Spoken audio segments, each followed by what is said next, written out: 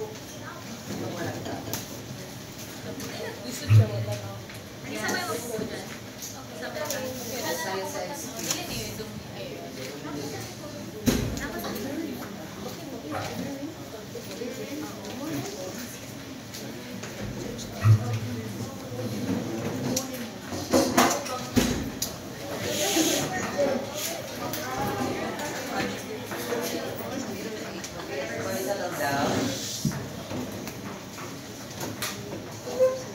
Meron pa walang mabalik.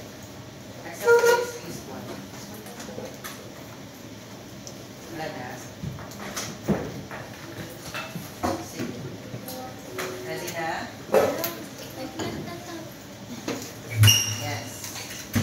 Pailan na mo. Pailan. Sige. Ready na? Yes, for this laboratory discussion, we're not going to perform any experiments yet.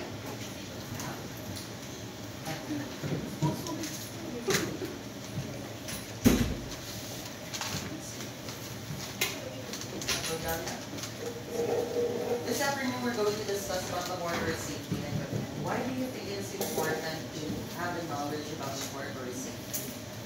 Anyone? To protect ourselves from what? Chemicals, and also exact measurement. Okay?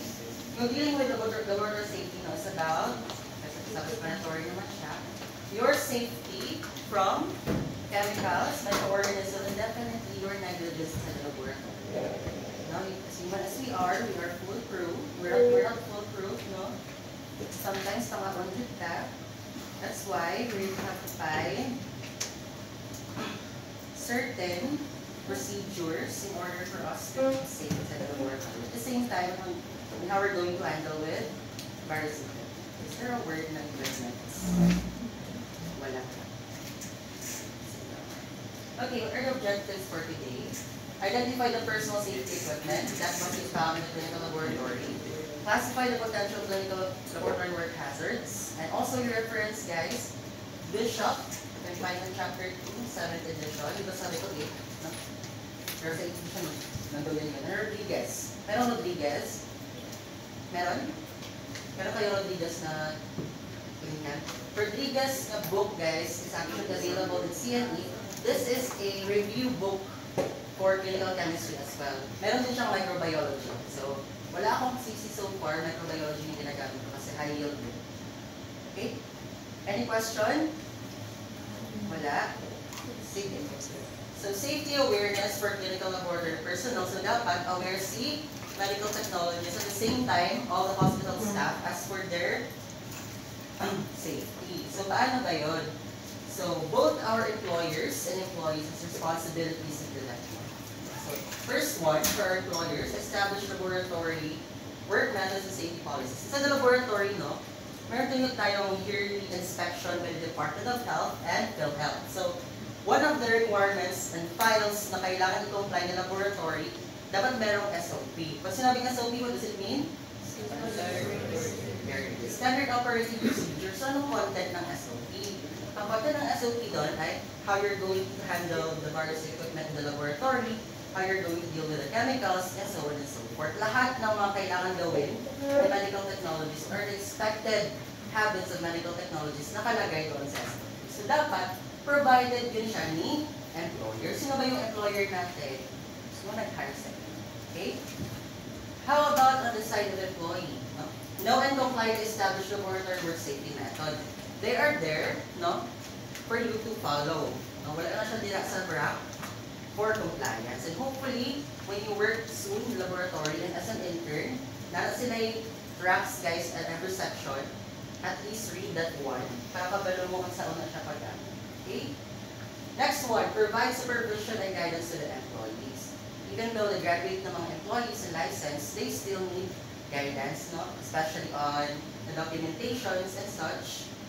And how about the employee's responsibility? Have a positive attitude towards supervisors, co-workers, facilities, and safety trainings, no?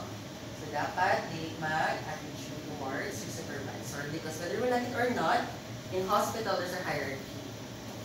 So, kung sa buhaton na, constructed ka sa pinaka. Okay? Next one, provide safety information, training, PPE, and medical surveillance of the employee. So, it is our employer's responsibility to provide training sa mga employees nila. That's why, every year, we conduct fire drills. Very good. Also, trainings, laboratory medical technologists, and some chief medical technologists, including myself before. We were sending medical technologists in various trainings, mainly to integrated parasitology, drug testing, and such. No? Right, yun ng employees and responsibility ng employer. So how about in employee's responsibility? We alert with prompt notification of unsafe conditions and practices to the immediate supervisor and ensure that unsafe conditions and practices are correct. Wait, isn't that? Siya.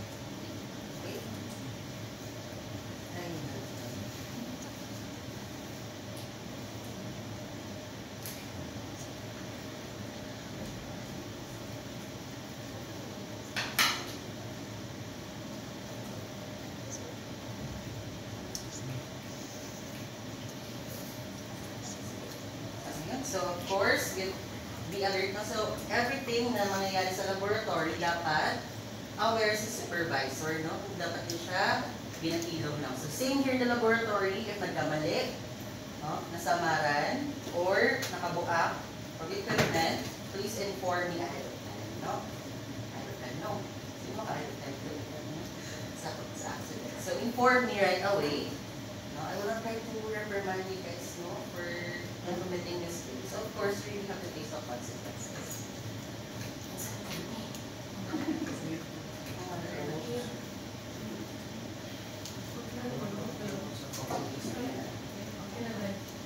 Next one, provide and maintain equipment and laboratory facilities are adequate for tasks required. However, this is not a reality for some laboratories, no? Especially in the province, not are fortunate enough to be given with conducive laboratory environment for them to work.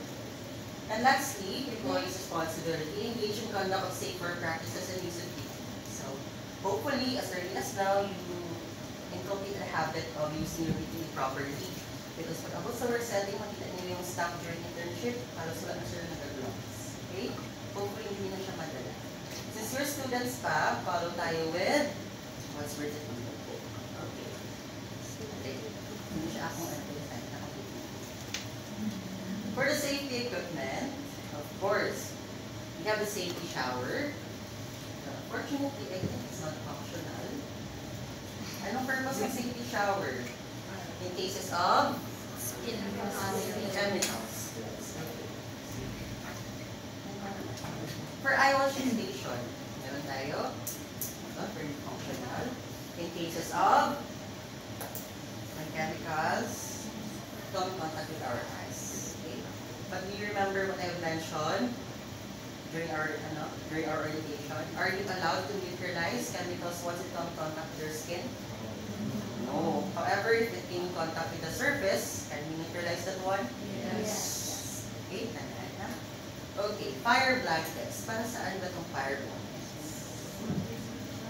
Ay, of course, piece of fire. Given na yun. Anong purpose niya? What's the rationality behind? To cover with the fire source at the same time. Moving access to oxygen. Yes, very good. To limit the access of oxygen. Kasi ano yung needed ng fire for it to grow? It's oxygen. So fire blanket will serve as a cover to deplete the presence of oxygen. Ano pa tayo? Fire, no? Hindi advisable to to extinguish, no? Especially kung tao yung spill kit, no? In laboratory, it is also one of the requirements by the Department of Health na dapat meron kayong spill kits. Sama na si Marie. Sama na si Marie.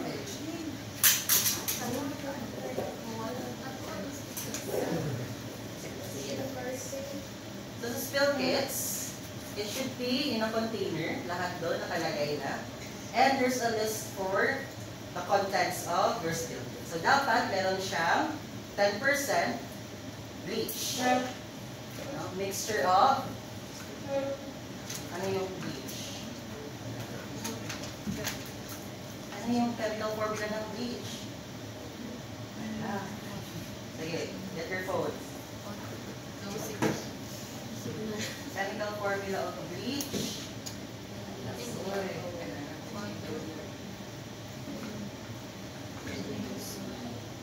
Sodium hypochlorite.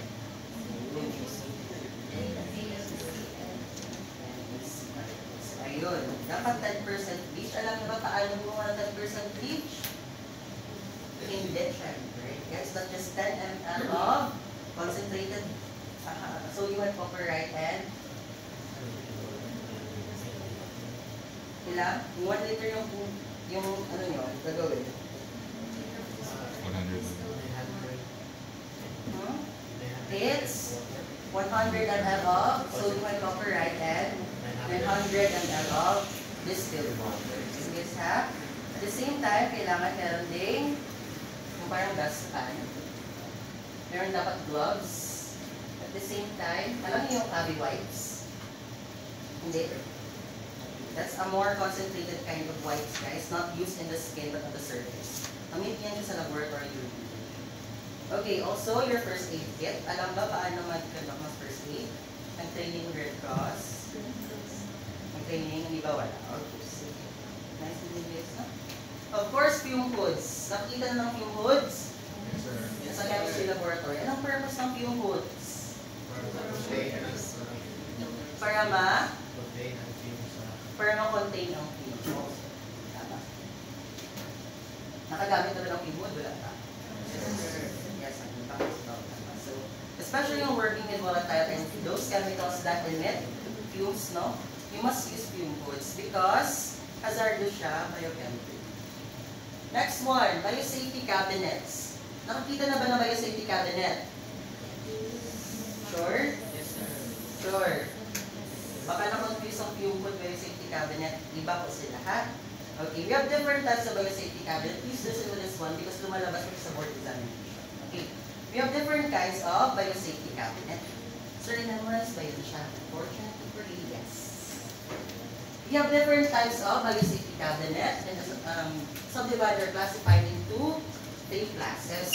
We have your class 1 biosafety cabinet, which is open-fronted type of cabinet and protects the laboratory worker and environment but no provision for sample. Kasi kaming no provision for sample, wala siya classification as to what kind of sample are we going to process here. Okay, wala siyang bawal, wala siyang pwede. Of course, most used for BSL-1 agents to it and also process BSL-2 organisms. So, pwede any organism, wala siyang provision. Regarding sa airflow niya guys, no, how air circulates towards this biosafety cabinet, it allows room, which is unsterilized air to the cabinet to circulate around the workspace and expose the material within. Hence, the sample are exposed to contamination. So, if you're going to plant bacterial culture here, hindi siya suitable. There's a possibility of contamination kasi yung unsterilized air from the room pumapasok sa biosafety cabinet. So, it's not advisable for microbacterial culture. So, only air to be exhausted is sterilized with HEPA filter. Yung lumalabas lang po sa BSC cabinet natin ang na-filter. Okay? Any question in class 1? Don't worry, we have pictures. Yung slides. Any question? Wala. Yung nasa sterilized ba ang pumapasok na air? Yes or no? Ang pumapasok. Sterilized ba? Sterilized. Sterilized. Ano na yung sterilized? Yung ini-exhaust na air. Yung pinapalabas ng air. Okay. We have your class 2. which is subdivided into two. Class 2 type A1. Lumabas na po sa board exam. Class 2 type A1. Still an open-fronted cabinet and only utilized for highlight biological samples. And please tandaan ito yung lumabas sa board examination, ang airflow ng BSc type 2A1. 70% of the air that passes through it is recirculated and 30% is exhausted. So pag pumasok yung air sa BSc, 70% of that air, binabalik lang po sa ating workplace o sa table. And 30% of that, nilalabas na ng exhaust. Yun yung class 2. Next one is your class 2 type A2. Same pa rin, no? Most similar. Open-fronted cabinet pa rin siya. Most commonly used type of BSc in clinical and microbiology laboratory. It is required to at least have class 2 type A2 of biosafety cabinet in the laboratory for microbiology. Pag tinanong kayo anong biosafety cabinet na ginagamit sa microbio, it's yours? Class 2 type A2. And as for the airflow, same lang po sila ng lahat ng class 2. 70% is recirculated, binabalik, and 30% is exhausted. Ang hindi siya dito. Next one, any question with the type A's? Wala. Okay. For the class 2 type B1 naman, it is used for biological sample and minimum concentration of volatile and toxic chemicals. Pag sinabing volatile or toxic chemicals, what does it mean? Substances that are prone to, pag volatile, prone to fire and explosion or ignition. So, in minimal concentration lang, no? Pwede kang gumamit ng class 2 type B1. So, easy na siya ma-recall, guys. Because sa type B, baliktad po siya ng airflow with your type A's. If sa type A, 70% is recirculated and 30% is exhausted. Sa type B, guys, 30% is recirculated and 70% is exhausted. So, in comparison with both, with the two, saan yung mas sterile in a sense? It's type B1 kasi 30% lang yung binabalik ng air. In comparison with type A, no? 70% talaga yung binabalik niya. Nabalik-balik ang air, mas dalihan. So, mas minimal ang recirculation and possibility of contamination. For the class 2 type B naman, no? Iba naman siya. For processing chemicals, radioisotopes and carcinogens, aside from biological samples treated with toxic or hazardous chemicals. Pag sinabi ba natin radioisotopes, do we meant that utilize radioisotopes routinely? Magalit na tayo. In some higher order of chemistry, pero in routine, hindi tayo gumagamit, no? Hindi masyado. Okay? As for the type class 2 type B2 naman, no? 0% is recirculated and 100% is exhausted. So, wala pong bumabalik na air. Lahat exhausted. So, the chances of having recontamination is quite low. And lastly, for class 3 biosafety cabinet, kung ang iba, open-fronted cabinet, siya naman ang closed-fronted with an airtight system. I think you're quite familiar with this one. It's a glove box, highest level safety to lab workers. And as for the airflow niya, air coming into and going out of the cabinet is sterilized with HEPA filter. Pag sinabing HEPA, what does HEPA stands for? Hindi na siya hepatitis, guys. Sa high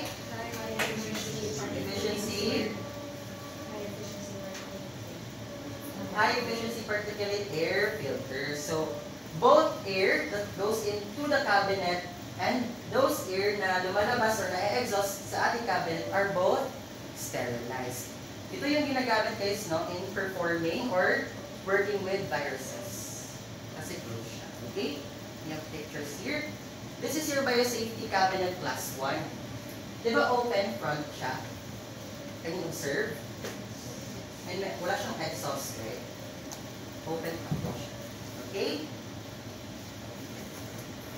Next one, for the biosafety cabinet class 2 type A, ilang percent ngayong recirculated? 70. And ilang percent exhausted? 30. Meron tayong diagram, no? So, 70% is recirculated. Pumapasok yung air dito. May air vent siya, guys. Nandito yung sample. Dito ka nag-work. Air goes here. here, and then bumabalik siya sa taas, meron tayong HEPA filter. Which means 70% of the air is being recirculated. And only 30% is being exhausted. Nasi-sterilize ba itong air na to? No. Hindi po siya nasi-sterilize. Only the air exhausted is being sterilized. Yan yung type 2A1. For the class 2A2 naman, same pa rin guys. 70% is recirculated and 30% is exhausted. And usually ginagamit na ito saan? Microbiology and clinical chemistry. Tandaan ha, class 2A2 po. Any question with that one? Wala. Okay, see. Next one, class 2B1. Ilan yung percent? Don't ano lang this, no? Like ang iyang percentage. But let's follow with what was stated earlier. No? Recirculated is 30%, exhausted is ilang percent? 70%. Next one, for the class 2 type B naman, B2. Ilan yung percent ang recirculated? 0%. 100% ang exhausted. Same sila guys, just that the percentage of recirculated air and exhausted air varies. Okay? Bakit nga ba iba-iba ang percentage of recirculated air and exhausted air nila? Because of its purpose. Ang purpose nila guys. Okay. Familiar? This is your class 3 biosafety cabinet. So dito pinapasok yung sample. And then, nilalagay lang siya dito. You're going to use the gloves. Gloves to get. And lumabas na po siya sa board exam before. Picture po lumabas. Picture lumabas. Okay, any question? With our biosafety cabinets, be familiarized with the, with the pictures. Baka lumabas. Baka lang. Okay, any question with biosafety cabinets? Wala na. Okay. As for the personal protective equipment, bakit kailangan gumamit ng PPE? Protect ourselves. Protect yourselves from Harmful chemicals and microorganisms, no?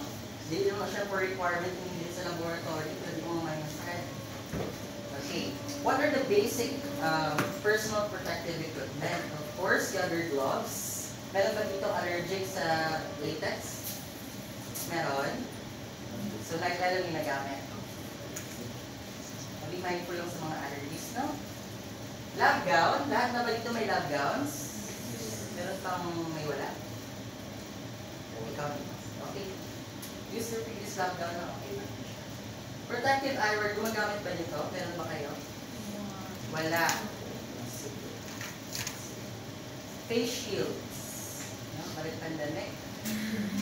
Face mask, at least guys, no, N95 for some microbiological practices at the same time working with higher degree of chemicals, we are really required to use N95 na face mask.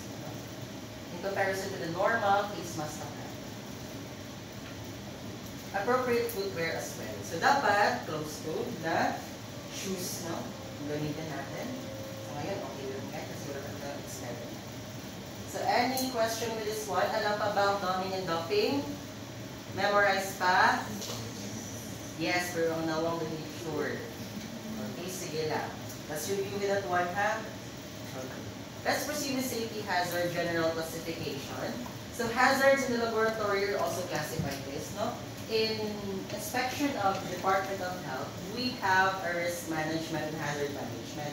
So you're going to list out all the hazards present in the laboratory and check din siya here. Later, I will show you a sheet na kung saan namin nilalagay yung mga hazard and you're going to rate that one. Each hazard. Okay.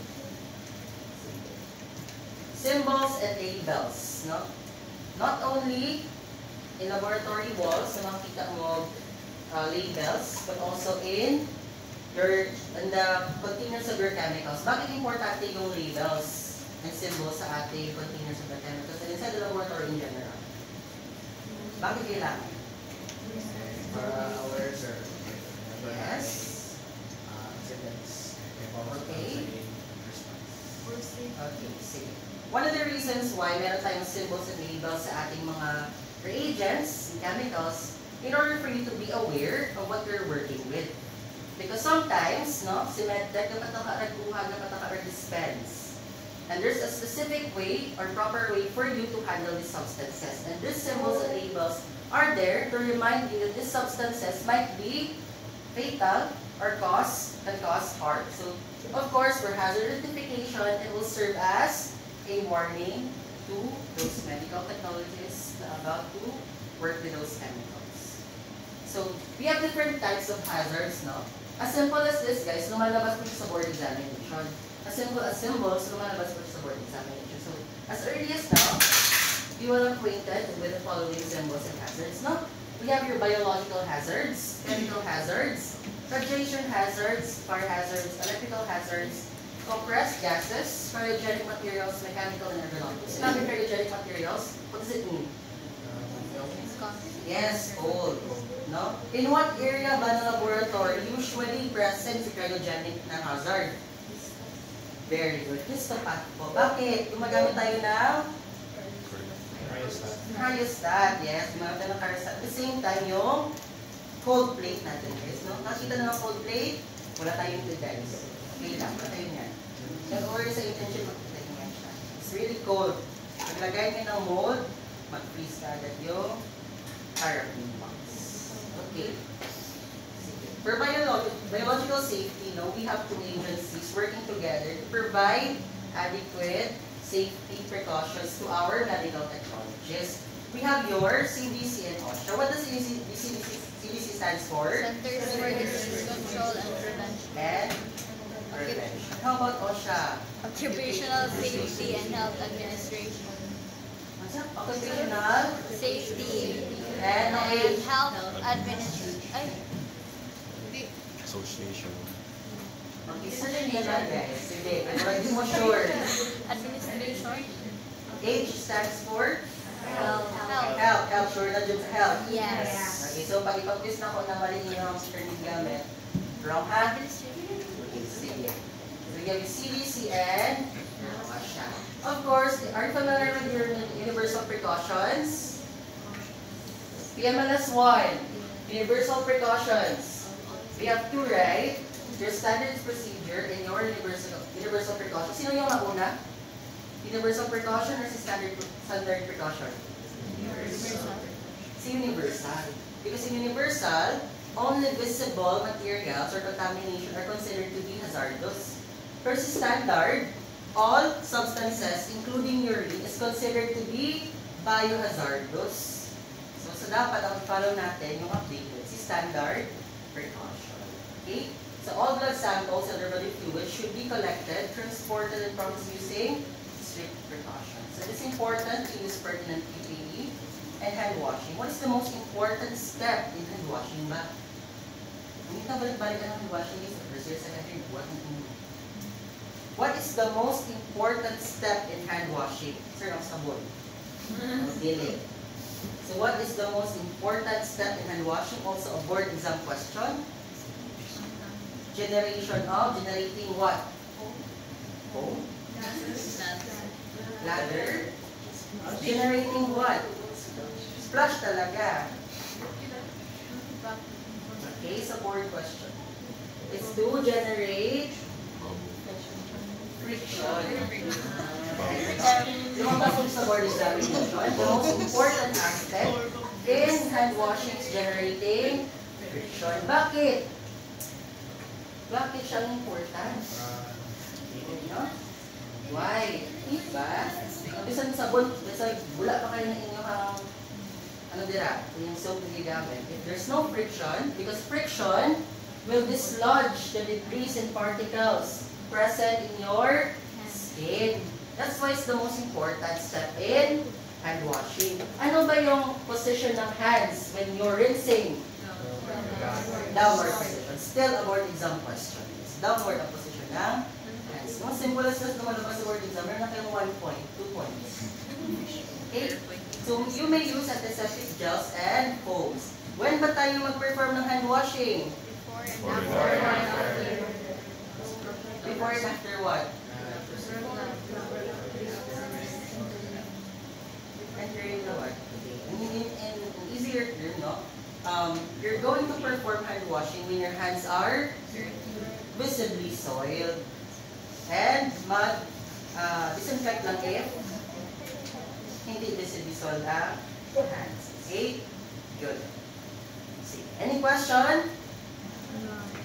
Wala? Okay, sige. In turning off the faucet, ano ba dapat ginagamit? Tissue.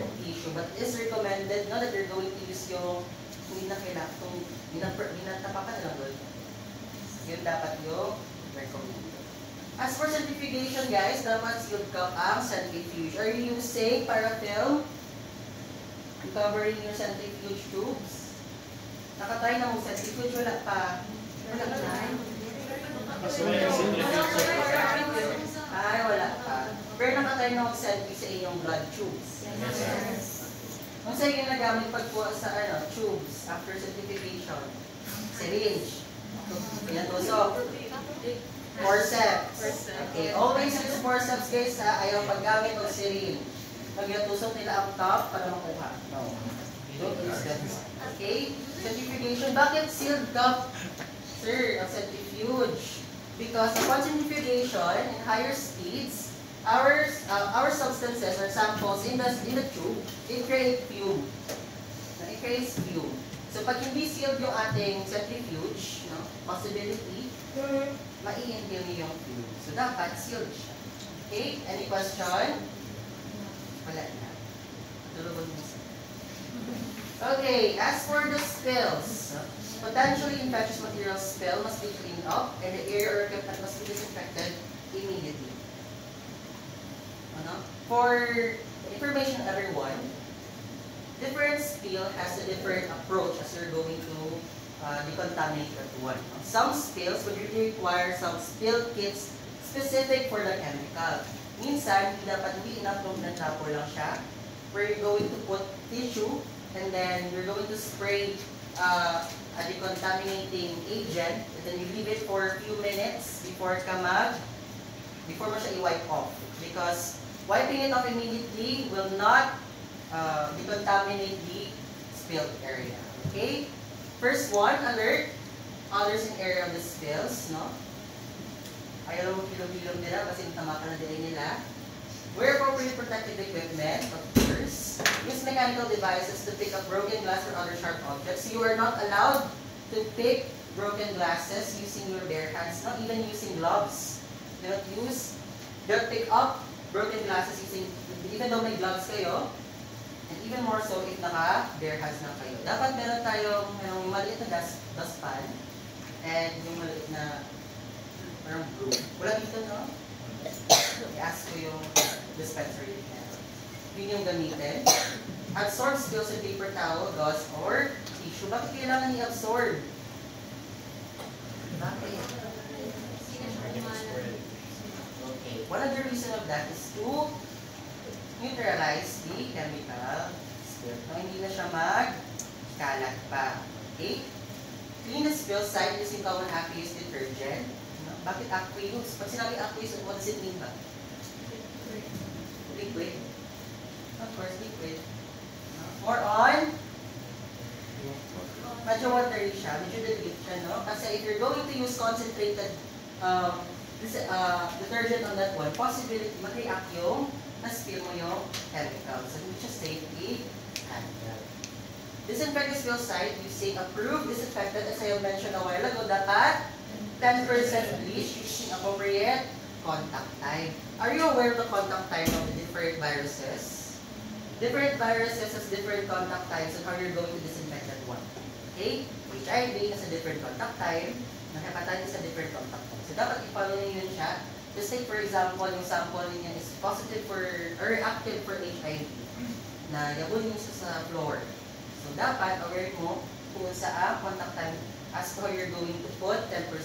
Diba sa ay kulang ang contact time, alive pa sa HIV virus sa inyo, HIV sa inyong floor. So, dapat appropriate ang contact time. Next one, rinse the spill site with water. Yung site is hand, not your skin. Lastly, dispose of all materials in appropriate biohazard container. Ano yung color ng biohazard trash bin nyo? For infectious biohazard? Yeah. How about for dry and hazardous? Black. Wet?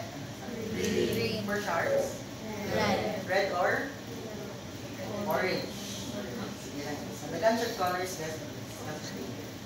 Maraming updates sa MedTech. Okay? How about bloodborne pathogens? No? To minimize the employee exposure, each employer must have a written exposure control plan. Guys, no, hindi talaga avoidable to have needle stick injury in the laboratory. Including myself, no? On po ito ay one time. Final lang today, non-reactive change. And naka-vaccine. Nakapag-vaccine ba? For hepatitis? Yes. Wala? Sige. So, invest naman na guys, no? Because your internship kailangan nila. Okay? So, dapat merong written exposure plan. Kasi dapat sa employer, merong available prophylaxis. Anong prophylaxis? These are your medications or plan being carried out after exposure to bloodborne pathogen. For example, natusok kayo ng syringe na nagamit na sa patient. So, kailangan sa employer, provided na yun siya, kasi it's your right, na dapat i-prophylaxis kayo, you're going to undergo after the exposure. Okay? Next one, special precautions must be taken when handling specimen. So, hindi pwede, no? Hindi na dagan-dagan yung tubes nila. So, dapat, in proper container, nakabutang si tube, as you're going to transport that one. Okay? Next one, specimen for patients with confirmed or suspected hepatitis, AIDS, or any infection should be handled properly. Ano bang tube ang ginagamit natin in collection for patients suspected with HIV, syphilis, hepatitis, for serology in general? Ano? Ha? Green? Gray? Do you even know what's gray? Anong color ng top?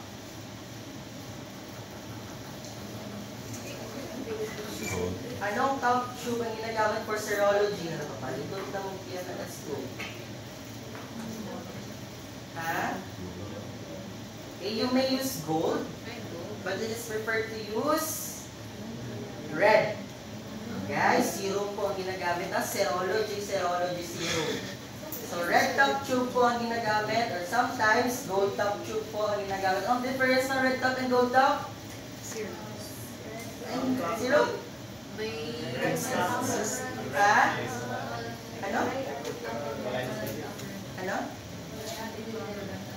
Wala anti-coagulant ang red. Ang gold ba meron? May gel. Okay, very good. Sino may gel? Yung gold. Si gold, merong gel. Meron siyang clot. Or, si red naman, no, depende. If it's glass, merong clot activator. Pag plastic, wala. Okay? Nagets? Tandaan na. Aerogen mo. Okay, bottom maybe ang next. Yan. Servo. Sino pimanas nyo? Tomcat?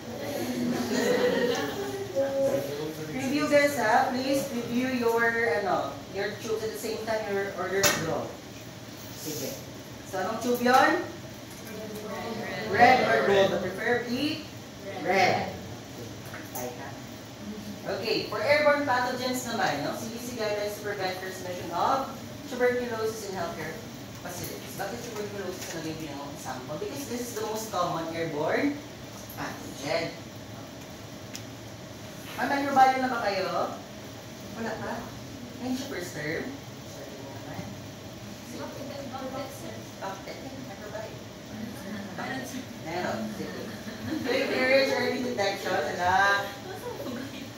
to encourage early detection, isolation, and treatment of active cases. No? Guys, ang hirap po patayin ni Mycobacterium tuberculosis. It is not killed by heat lang. So, in laboratory, you are required to have a sand. So, after mo ng heating ng loop, kailangan mong i-submerge into sand si loop para 100% mamatay sa heat. Unlike your other gram-positive gram-negative bacteria na upon exposure to heat, mamamatay na. Si tuberculosis hindi. Okay? Sige. Next one, TB exposure control program must be established and risk to laboratory workers must be assessed. In laboratory, guys, no, I don't know if you're aware with the loop coiling ng TB. Kasi before, sputum sample yung sinasubmit. Ngayon si Medtech yung magpo-coil. Gagawa si Medtech ng AFB staining, acid fast bacilli staining, wherein sa glass slide, no, ilalagay yung sputum sample. And there's a template for that one. Hindi pwedeng too thick, hindi pwedeng too thin, kasi babasahin yun siya. After staining, babasahin under the microscope. However, because of the hazards present of that procedure, hindi na po siya ginagawa sa laboratory. What we're observing right now in the identification of TB patients is that sinasend out na po siya. And we're going to utilize molecular diagnostic testing for tuberculosis. So, tinatawag doon is gene expert. Familiar? Gene expert. So, molecular diagnostics na po, or molecular biology techniques na ginagamit to identify the presence of Mycobacterium tuberculosis in may TB ba si patient or wala. And of course, if confirmed na positive for TB si patient, mag-undergo si patient ng treatment. For ilang months? 6. Very good. 6 months. Ano yung drugs? Mnemonics ng drugs niya is rice. Hindi na. Sa isa natin yung medyo competitive. Okay? So yun na guys ha. And lastly, TB isolation areas of specific ventilation control must be established. So in hospital guys, if confirmed na positive si patient sa TB, iba po talaga ang room niya, no? Isolation room talaga. Why? Because airflow is very crucial in isolation of TB patient. Hindi pwede na pataka na i-silent si patient sa other patients. Kaya magkalat ang okay, any question? Next one.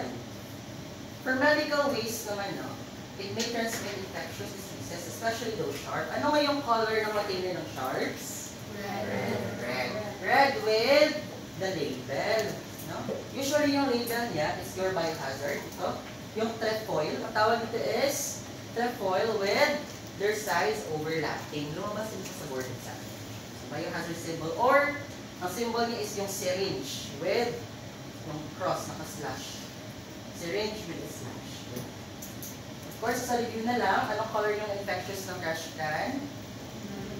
Okay. For wet non-infectious, for dry non-infectious. Okay.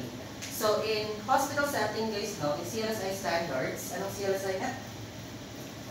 DMLS, Clinical Laboratory Standards Institute. Again, Clinical Laboratory Standards Institute, hindi po advisable no, na mag-uncap ng needle or recap ng needle. Supposedly, meron pa tayong tinatawag na equipment where you're going to put the needle and then siya na mismo ang mag-cut ng needle. So, no need na ni Medtech na mag-manually recap ng needle and itatapon. So, yun dapat. Unfortunately, we're living in a third world country, hindi natin afford it. Okay? Any question? Wala na, may too fast. Hindi. Guys, naanan ko sa MTAP, no? Ang mabilisan. Sige. Anong question? Okay, anong color nga sa sharps? Red. Or? Orange, red, orange. Okay? Yung barrel ba, saan tinatapon? Short? Used barrel. Pag unused, dry na siya. Hindi mo nagamit, no? Yung wrapper ng syringe, saan tinatapon? Dry na. Very good. Okay, discard sharps in puncture-resistant container located within work areas. Needle should not be transported, recap, bent, or broken by hand. Paano ba mag-recap ng needle? Siya, because I have med tests before, nagalak siya na gaan, nagyapon siya. No? Sabi na siya na needle print, pero nagyapon sa iya ha, may ulo. Okay? Okay, but it is not recommended no, to be recap talaga. So, dapat yung machine, pero wala tayo nun. No choice. So, be precautious na lang kayo.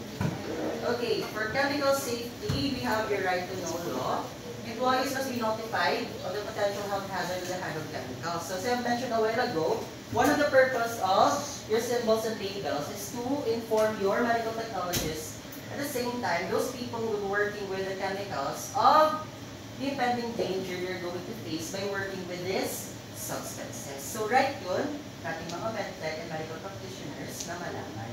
So, we have this what we call material safety data sheet. Are you familiar with that one? Yes, sir. Saan yun na-discuss?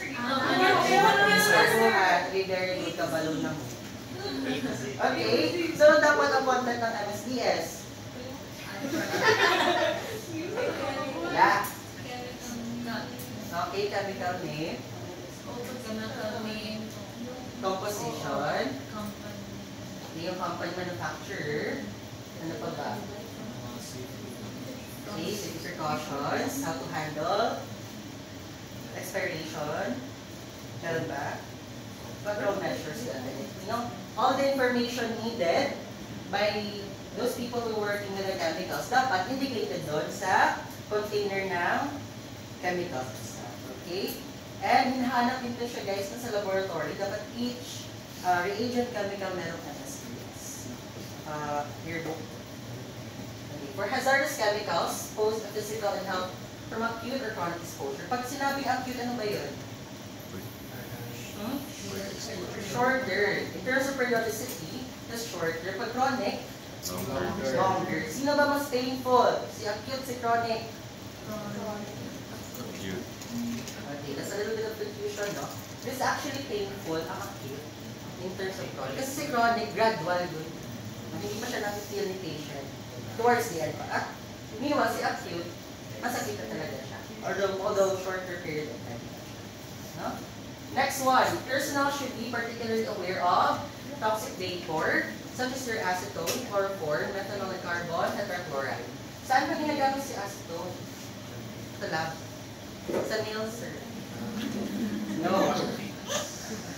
Pag-fix, acetone is usually used in microbiology. At the same time, in histopath. Acetone is one of our decolorizers. Okay? Si chloroform naman, ginagamit siya for histopath naman. Chloroform is one of our hearing agents. Sige lang, abot na ulo. For methanol naman, usually ginagamit siya saan? This is the most common, no? Common fix at na ginagamit. Paggawa din ng peripheral blood smear. Paggawa ng blood smear? Marunong na? Hindi pa. Sure. So, methanol is one of our fixatives in making peripheral blood smears. And these substances, no, they create toxic vapors. That's why, dapat naka-face mask kayo or gumagamit kayo ng fume hoods. And do not give explicit sensory irritation warnings, as do as bromide, ammonia, and formaldehyde. Okay? For mercury naman, no, which is a heavy metal, also source of poisonous vapors, highly toxic, and rapidly absorbed through skin and respiratory tract. You know guys, we have different kinds of mercury. Wala. Sige, we will discuss about ang toxicology. No? Meron tayong mercury that is actually beneficial, and we have mercury that is harmful environment, and those mercury na wala talang sinasabi. Okay? Next one, types of chemicals. We have your flammable or combustible chemicals, your corrosive chemicals, reactive chemicals, carcinogenic chemicals, and chemicals. Guys, please be mindful of the symbols kasi lumalabas siya sa board exam. Okay? Good. Okay. For chemical storage equipment, it must be arranged and labeled accordingly. So, hindi po pwede na pataka-store, no? In dispensary, as you can observe, dapat naka-arrange talaga siya based on the characteristics of each substances. So, hindi pwede na si chemical, dapat nasa taas siya na cabinet. Dapat nasa baba siya. Okay?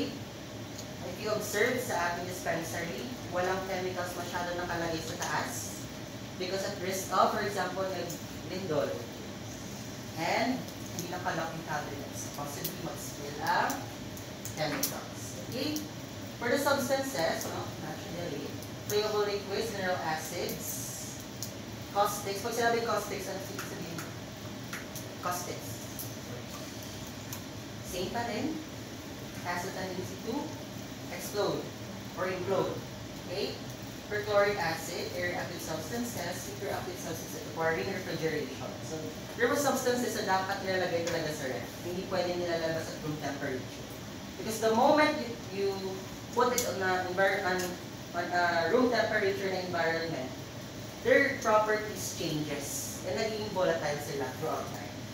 Okay, unstable substances and stored separately, as I mentioned a while ago, flammable solids, organic acids, oxidizers, water, reactive substances, and others.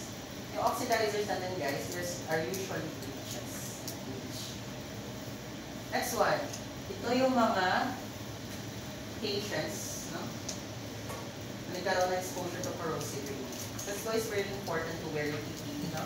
And not to neutralize chemicals that came in contact with your skin. No? Like corrosive condition. Especially when you're not aware with the nature of the chemical you're handling. Okay? As for the radiation safety, no, hindi masyado siya common sa medical technology. More on sa radtech na side. However, if ever you have plans of pursuing nuclear medicine in the future, and also working with higher level of laboratory, meron talaga radiation hazards, especially when working with radioisotopes. Fire safety. As I mentioned a while ago, ano nga yung requirements for fire to take place? Dapat merong stable source of oxygen, the same time fuel, and of course, sige, ito, still a board examination topic. Ito lumabas po sa board examination. We have different kinds or classes of fire. Okay, so ayaw lang kayo this is just a diagram. I have another table na complete na. Okay? Alam na ba paano gumamit ng fire extinguisher? Okay. Alam na ba? Na-mention ko ba during orientation? What's the new mnemonic for that one? Yes. Okay, T stands for? Twist the what? Okay, next? Aim, next? Aim at where? The base of the fire. Next one? Use the trigger. And lastly? In what direction? Side to horizontal. Horizontal. Okay? So guys, natin different classes of fire. However, let's skip this one because I have a new updated version. Ito lang. So if you observe, meron tayong hanggang D. Bida kasi. Okay? Sige, pero lumabas naman yung sa board exam guys, no? I don't want you to go to review centers na wala akong alam. Okay? So we have different types of fire and fire extinguisher designated for each fire type. So dapat aware na kayo nun, no? As early as now. So fire type A, these are your ordinary combustible. These are your objects or materials that are easily burned, such as your paper, cloth, plastic, and wood. So ano ba yung ginagamit natin to extinguish the fire? We're using this. Take note of that one. This is the only type of fire where you can use water to extinguish. Hindi po yan fry guys, dry po yan dry. Okay? So lubricant ito. Okay? Dry chemical and loaded steam. Ano nga yung fire type that's only extinguished by water? Type A. Okay. Next one, fire type B. No? Your flammable liquid, paano ba siya tandaan, sir? B stands for basa, basa, basa. Flammable liquids, liquids basa. Okay?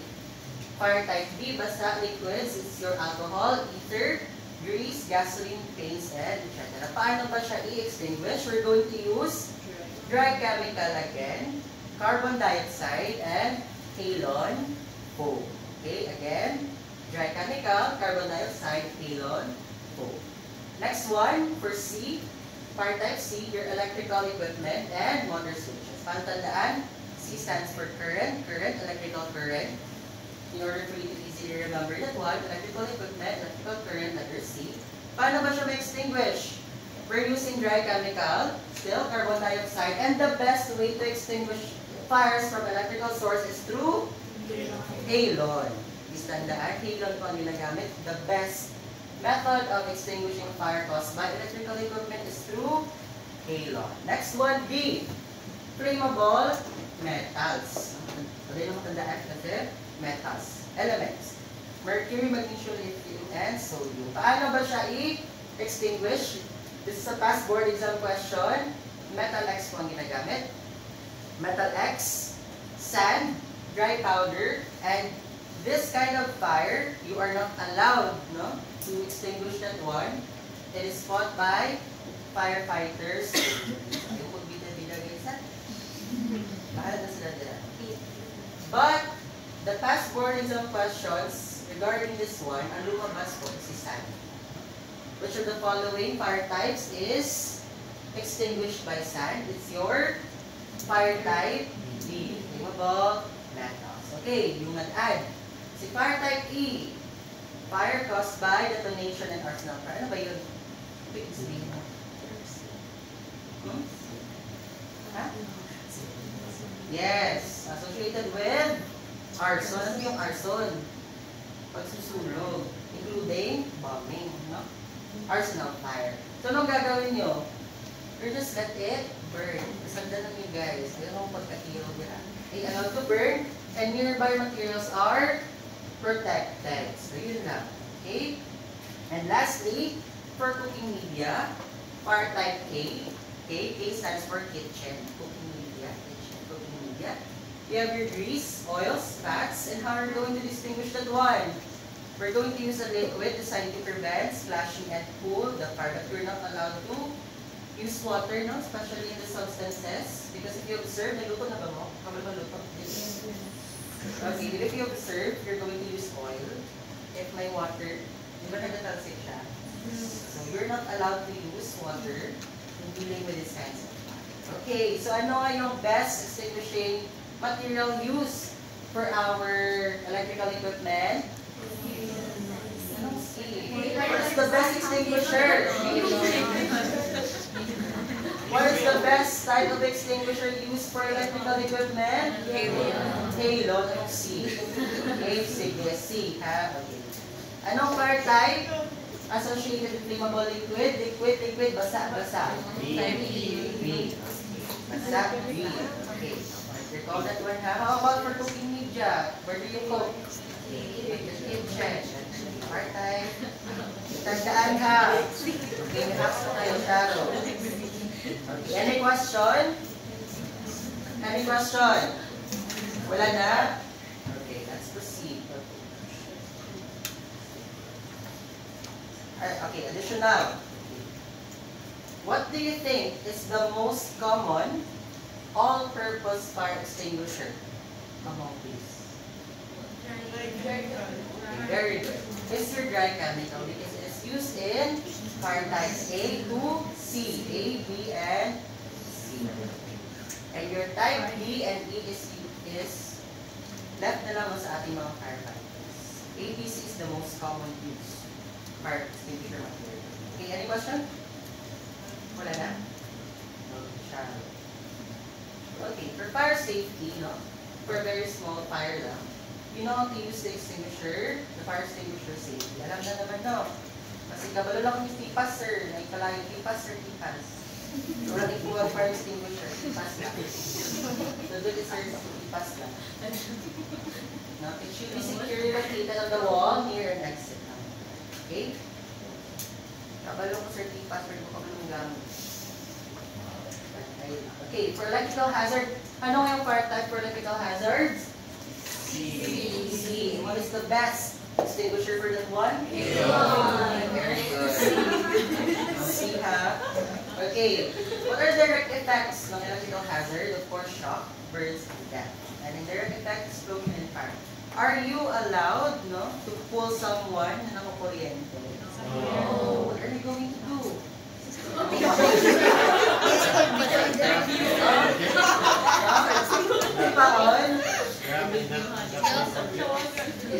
Another document. Guys, the first thing you have to do is find the main switch, no? It's again, breaker ba yan? Find the breaker, turn off the power, and then pull the plugs before mo siya i-approach. Ayaw mong pagkakiro kay Basing. Although your intentions are pure, nadamay ka. Okay? Next Next one, compressed gases, especially when you're dealing with those stacked gases, no? Pero wala tayo nagagamit na ni guys. Good lang na aware. Okay? So mentioned a while ago, cryogenic material hazard, dealing with low temperatures, lower temperatures. So usually, in what sections nga? Histopath, microbio, and most common, sino gumagamit ng ref? Ay, wala pa kayo. For blood banking. So blood bank, guys, we have different kinds of ref, especially preserving of our plasma. A fresh frozen plasma, guys, maabot po yun ng negative 20 degrees Celsius. So, yun yung klase na ref na it cannot function without an electric fan. So, kailangan naka-electric fan siya na whole time. Ref na ganyan siya, electric fan pa siya. So, yan yun, guys, but units can siya. Okay? Lamig kayo siya to the point that you have to use gloves. Not the normal gloves, but the cryogenic gloves. Okay, any question? Wala na? For mechanical hazards, no, we have different kinds of mechanical hazards that includes your physical hazards. Your centrifugation lapses. No? If you're going to use centrifugation, di na stop ba before? Isang wala pa nag-end? No. Di na try to stop ka kayo kung ba tinaanak. Tuyok pa ginaanak-anak. Okay? Na-open and then di na try stop. Maguba ang brake anak guys. So don't do that one. And lab glassware, definitely in breakage of lab glassware. So dapat, sa ito buhaton, are you allowed to pick up broken glasses? Even though you have lab gloves? No, no. We're going to get a dust part and a small number. Okay, and call your instructor immediately. Okay. In laboratory, you are not expected to run around. No? Dapat properly thorough. The right attitude. So avoid running in rooms and hallways. So you're here to perform laboratory activities, not to play. Okay? Okay lang guys. Kung dalay mo sa field, ayaw lang din. Okay? Watch for wet floors. No? Nagabutang man ato ang mga utility here. Nagabutang ba sila? Signage? Yes. Okay. Bend means when lifting heavy objects. No? Lift with your knees, not with your back. Okay? Next one, keep long hair, pulled back. So that's why during orientation, I really require you, especially girls, to have your hair on a bun. No? Dapat hindi siya makadisturb sa inyong face because sometimes we're going to perform using fire. Baka makakatch ng fire ninyong hair. So dapat pulled back siya. Avoid dangling jewelry. No? Simple reminder because some of your asking to yes, in internship, no? Kaya kayo sila ng extension because of that. That's the jewelry. So you are not really allowed, not totally, to wear jewelry during internship. Because the aspirational risk possibly, no, mabira siya. Or some of your beads sa inyong jewelry cause of contamination sa ato ang experiments. Okay? Next one, maintaining clean, organized work area. Of course, your medtech, you're expected to perform at the same time, be responsible of your workplaces. So dapat, before starting with experiment, clean yung area, and after, clean na rin yung area after the experimentation. Okay? And of course, paulit-ulit na, wear closed shoes in the laboratory. Okay? Any question with this one? Wala na.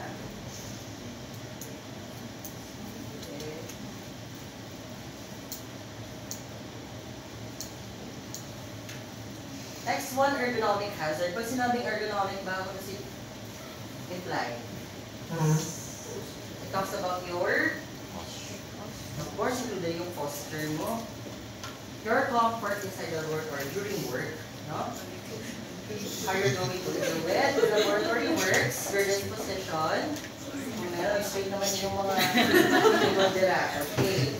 Why? Because it causes strain disorder, especially when you're working in the laboratory, especially kung holding ka be under the microscope, no? It would really cause strain sa ato ang body, especially in our spine. So, in the long run, nagkakaroon tayo ng back phase. Primary contributing factors, of course, your posture and position. No? But tayong trust kasi yung chairs sa laboratory, walang sandiganan. Taas tayo. But that's the, that's the proper. Iba tayong choice yan. That's why it's important from time to time, mag-rest food, no? Mag-rest na, di ba si stroke na? Okay, applied force, definitely. And frequency of repetition, paulit-ulit ng ginagawa, especially reading microscope, balik-balik, long duration, same ng posture nyo, in the long run, it will cause stains in your body. Okay? Prevention strategies, no? Job rotation to minimize repetitive tasks, work practice. That's why, in laboratory guys, no, dili lang ka-assign on one section. For example, today, micro ka, so the next day, clinical microscopy, the next day, blood ka. Pero hindi repetitive ang environment mo. At the same time, ang posture mo, ergonomic hazard is minimized. Okay? Malahit na po niya strain ang mahatag sa first section. Walang power. So, computer wrist or arm pads, engineering control siya. If you're dealing with computers most of the time. Okay? The proper posture. Pero na-follow ba? Siyempre, wala. Okay? And about here, hindi yung Jod. So, tayo wala may chair. Ha? Don't worry guys, pag ako sa internship, wala akong chair. Yes, wala akong joking or motivo. And that's what we say, wala kayong chair guys, isa ka sa siya ng chair. Okay? Next one. For standard hazard identification system, no? Later I'll be giving you a copy of that one. Familiar with this diagram? So what do you call this diagram? Standard. Ha? Water filter? No. Standard hazard It's your... identification system. Ha? Standard hazard identification system. Yun yung title ng topic natin. Okay? What do you call this diagram, guys? No, yun yung title ng topic natin. Hazard diagram. It's your NFPA guys, ha? NFPA. So what does NFPA stands for? It's your National Fire Protection Association Hazardous Material Classification. So it is provided by NFPA. Baka no ba sa exam? Baka. No. It is your National Fire Protection Association Hazardous Material Classification. Here, nang gumawa sila ng diagram in order for us to classify hazards for laboratory. Very easy na lang siya ma-identify. So, sir, lumalabas mo sa examination, lahat ng to. Unfortunately, yes. No? Lumalabas po siya. Sige na guys. Now, I will give you another hack. No, for lecture, then you will hack. Okay? So, we have a mnemonic for that one for you to easily memorize. Kasi, hindi po pwede na mag-switch ng numbers and colors ang diagram. So, what are we going to memorize here ba? In order for you to memorize ang position, start with sa right. Right? No, right. Start with rightmost quadrant. No? Ano color? Okay. This one. This one. So, YWBR, the mnemonic for that is you were born right. Okay, you were born right, starting with right. You were born right, start with right. You were born right. So, yellow, white, blue, and red. Yellow denotes reactivity. Those are your materials that has a tendency to explode or detonate. Okay, yellow. Your white naman, no, wala siyang number, designated with W with a bar. This will denote your specific hazard. Bakit meron yan? Because hindi po sila belong sa tatlong hazard classification. That's why meron silang sariling classification, specific hazard. You have your oxidizer. Your oxidizers are usually your bleaches. Your bleaches and your detergents. Okay? You also have your acid. Ito ito yung symbol niya, acid. Alkali, ALK, corrosive, COR, and use no water. Ano yung mga use no water naman? These are substances that you are not allowed to mix it with water. Ano nga yung sabi ko? Add water to acid or acid to water?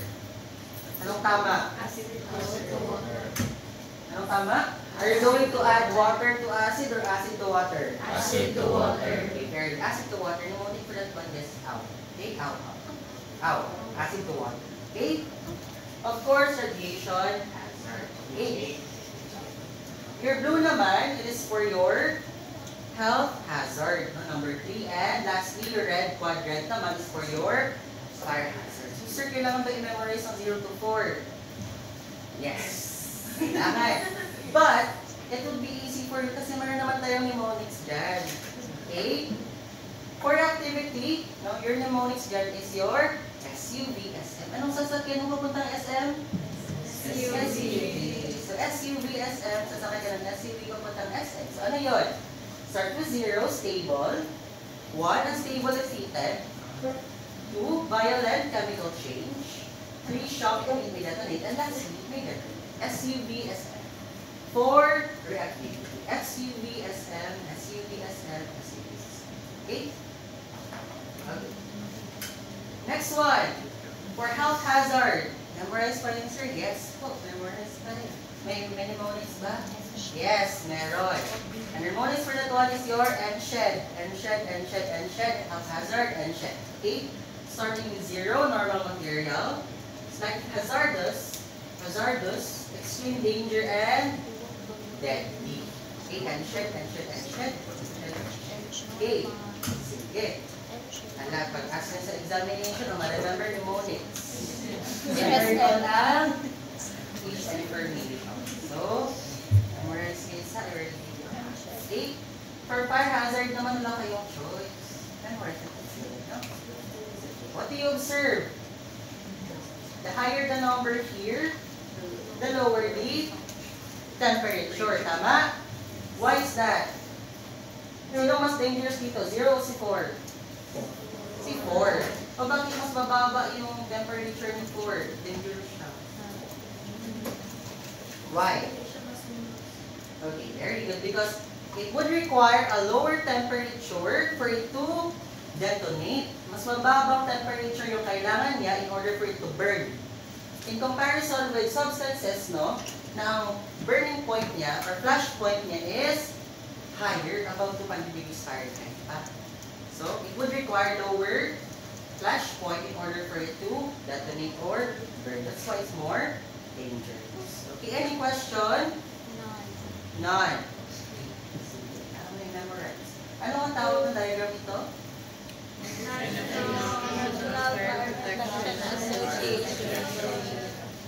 Hazardous. Yes?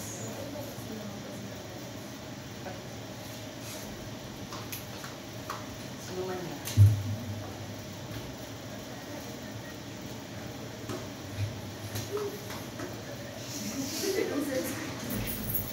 Close the door na mag-questions ako before mahawak. Okay, any question with this one? Okay, be familiar sa or kaya memorize. Okay? Sige. Okay. Ito na. Yung blue quadrant, ano yung number? Number 3. 3. Okay? For health hazard, red quadrant, number 2. For playable hazard, yellow quadrant, number 1. For activity or instability hazard, the white quadrant for W. Use the water yung W with the bars. Other specific information. No, question. Sige, recap.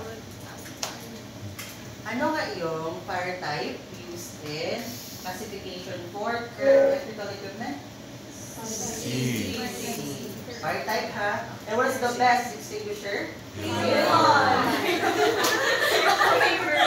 Direct niyo yung self in the mobile. Okay. Okay. What fire type is extinguished by sand? Metal.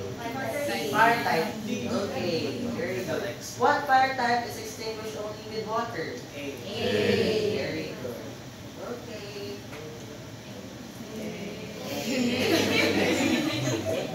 Okay? Okay, safety first. The best way is... Kaya si Mrs. Sir, baka na siya. You know ka ba yun? Okay. Safety begins with the recognition of hazards and is achieved through application of course, that is so rare. Common sense. Even myself, guys, guilty ako. Okay? Of course, a safety-focused attitude, good personal behavior, good housekeeping in laboratory work storage areas, and above all, nagpapilong practice good laboratory techniques. So, as early as now, no, practice na kayo. Ayaw pagkulat nyo, sabaan pa kung during internship na sir niyo. To have these following. Okay, so any question? None? It's too early. Please tayo?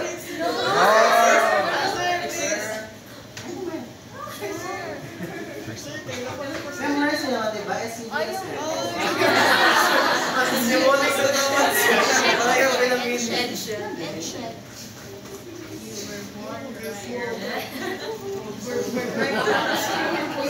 Born right. The best way is the best way.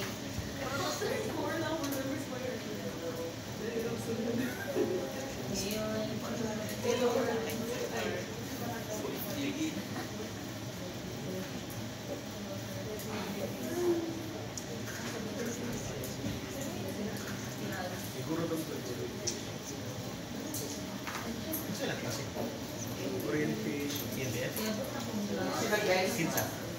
Okay, during fourth year ako naman lecture for MCAT.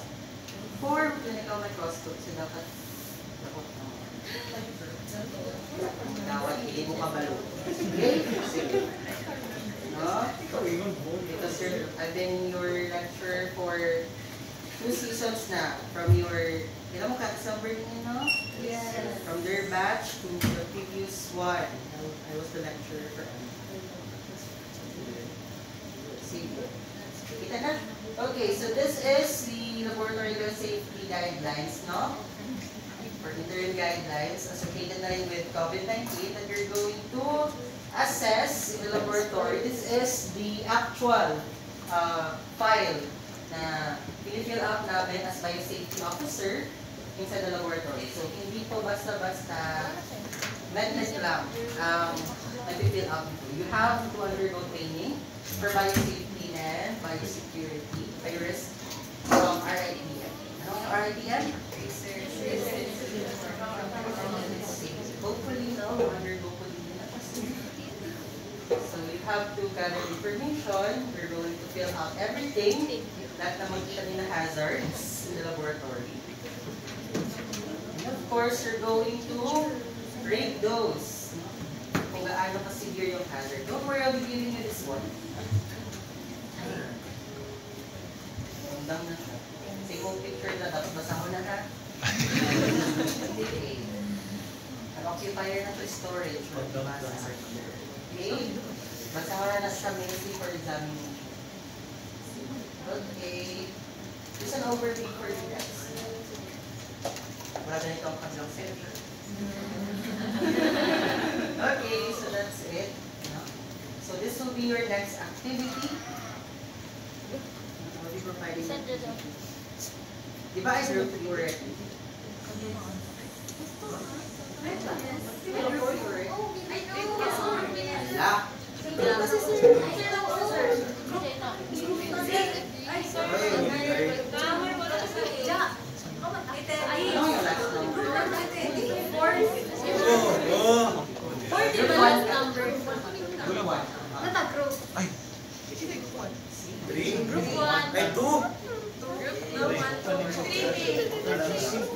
Go with your group.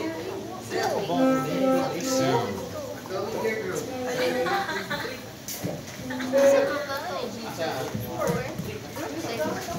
Maybe nakasay ng mga tables. 1, 2, 3,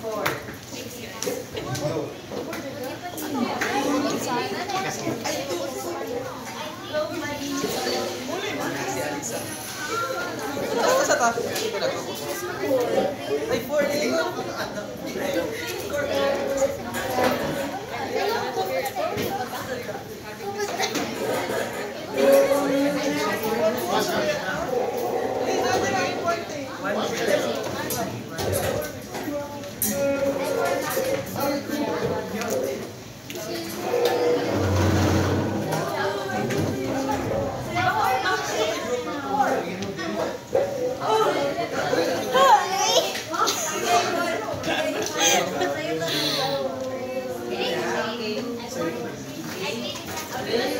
This is the names of each member. Pakilista. Ano 1-4 Secretary.